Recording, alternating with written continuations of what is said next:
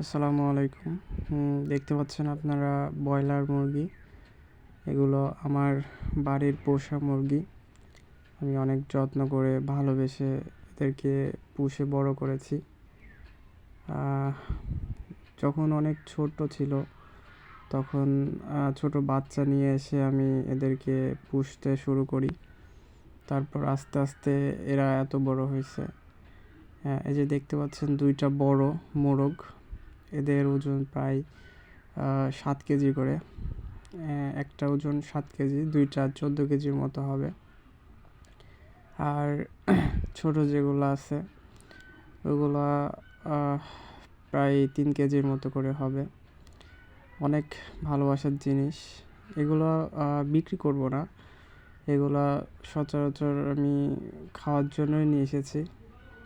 অনেক ভালোবেসে বড় করছি, শুধু খাওয়ার জন্যই আর কি।